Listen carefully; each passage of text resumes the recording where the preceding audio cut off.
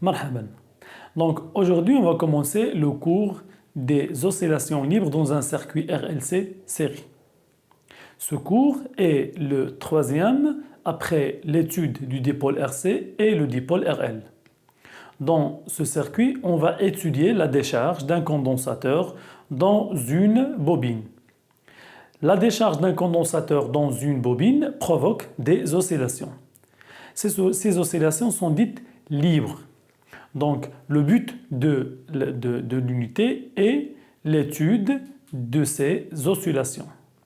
C'est bon? Donc, on va commencer par la décharge d'un condensateur dans une bobine. Le circuit d'étude est indiqué dans la figure. Donc, ici, on va basculer l'interrupteur K à la position 1 pour créer un circuit RC et pour charger le condensateur. À un instant donné, notez T0, donc pris comme origine des dates, on bascule l'interrupteur à la position 2. À ce moment-là, le condensateur commence à se décharger dans la bobine. Donc, si on veut étudier ce circuit, il faut déterminer l'équation différentielle, bien sûr, et montrer sa résolution. Donc, pour commencer, le condensateur était en train de se charger avec un courant dans le sens de haut vers le bas. Donc, il va générer, le condensateur pendant sa décharge, un courant électrique dans le sens opposé. Le courant électrique circule dans le circuit. C'est bon? Donc, la bobine et le condensateur sont les deux des récepteurs. Donc, ça c'est UL, pardon, ça c'est UL. Ça c'est UC et la tension UR. Donc, on a trois tensions UL, UR et UC. C'est bon? Donc, pour déterminer l'équation différentielle, il faut appliquer les étapes étudiées dans les deux premières unités. Donc, les étapes pour établir une équation différentielle sont la loi d'Émile ou bien la loi d'additivité de tension, la loi d'Ohm, la relation générale et on remplace. Donc, on va voir comment on va élaborer toutes ces étapes. Donc, d'après la loi d'Émile, qu'est-ce qu'on a? Donc, les tensions de le sens anti-horaire, la somme des tensions dans le sens anti-horaire égale à la somme des tensions dans le sens horaire. Donc, il n'y a pas des tensions dans le sens anti-horaire, donc UL plus UR plus UC égale à 0. Donc, ça donne UL plus UR plus UC égale à 0. La loi d'Ohm, donc d'après la loi d'Ohm, UR égale à R fois I. C'est bon? La relation générale, donc les relations générales, on va utiliser les deux relations du circuit RC et du circuit RL. Donc, dans le circuit RC, on a I égale DQ sur DT ou bien I égale à C fois DUC sur DT. Et pour le cours de RL, donc UL égale à R fois I plus L dI sur dt. On va remplacer l'intensité de courant, l'expression de l'intensité de courant, on va la remplacer ici dans UR et puis dans UL. C'est bon? Donc UR devient R fois I qui est C sur dt. UL devient petit r fois I, donc petit r fois C sur dt plus L fois DI sur dt. Donc on va dériver C DUC sur dt. Et pour dériver C DUC sur dt, c'est une constante. Donc la constante sort de la dérivée. Elle reste dans la dérivée, reste D de D sur dt de DUC sur dt. Donc la dérivée d'une autre dérivée. C'est connu en mathématiques comme la deuxième dérivée, la dérivée seconde. C'est bon?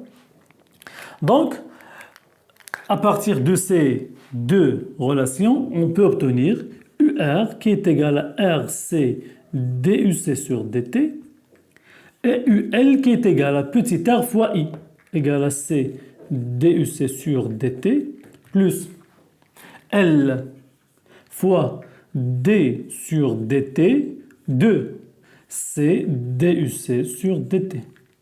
C'est bon? Donc, la dérivée d'une fonction qui est multipliée par une constante, la constante sort de la dérivation. Donc, UL devient RC DUC sur DT, RC DUC sur DT plus L, C sort, donc L fois C, D fois D fois UC. Donc, la deuxième dérivée D au carré de UC sur DT fois DT, c'est DT au carré. Donc, ça donne LC D au carré UC sur DT au carré. Donc, D au carré UC sur DT au carré représente la deuxième dérivée est égale à D sur DT de DUC sur DT. Donc, c'est la dérivée seconde. C'est bon? De UC. La première dérivée, c'est DUC sur DT. C'est bon? Donc, c'est l'expression qu'on a obtenue pour UL. On remplace le tout dans la loi d'Emael. Donc, ça donne UL plus UR plus UC. Donc, UL, c'est R fois C DUC sur DT plus LC D au carré UC sur DT au carré, c'est UL plus UR, c'est R fois C DUC sur DT. Donc, R C DUC sur DT plus UC égale à 0. C'est bon, plus UC égale à 0. Donc, je factorise par C DUC sur DT dans les deux parties. Donc, je commence par la deuxième dérivée, LC D au carré UC sur DT au carré plus. Je factorise, donc ça donne R plus petit r fois C DUC sur DT.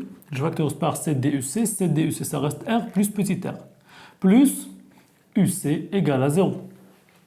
C'est bon? On veut laisser la deuxième dérivée avec un facteur qui est égal à 1. Donc, je divise le tout sur L fois C. Ça donne D au carré UC sur DT au carré plus R plus petit r fois C. Donc, là, قسمت هنا على LC تمشي C مع C. غتبقى لي R plus R sur L. C'est bon? Donc, غتبقى لنا فينا R plus petit r sur L fois DUC sur DT plus UC sur LC égale à 0.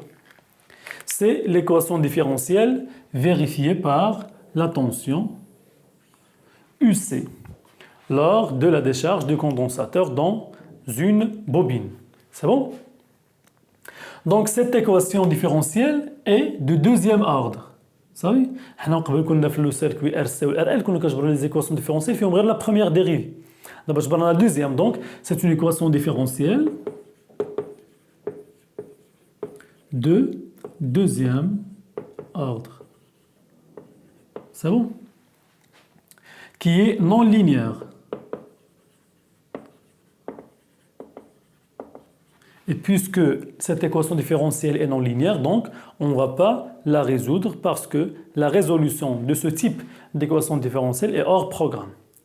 Mais on peut déterminer quelques facteurs, quelques grandeurs liées à cette équation différentielle. On peut constater que dans ce facteur-là, il y a les résistances. Donc, si on n'utilise pas un conducteur ohmique et on utilise une bobine idéale avec une résistance négligeable, l'équation différentielle devient D au carré UC sur DT au carré plus UC sur LC sans ce facteur parce que R هذه ما تكونش وهذا البيتي r ديالي ما تكونش دونك غادي تكون زيرو دونك شي كامل كيساوي زيرو. هذا لو فاكتور هذا لا بارتي هذه هذا نسميوه من بعد لو فاكتور d'amortissement.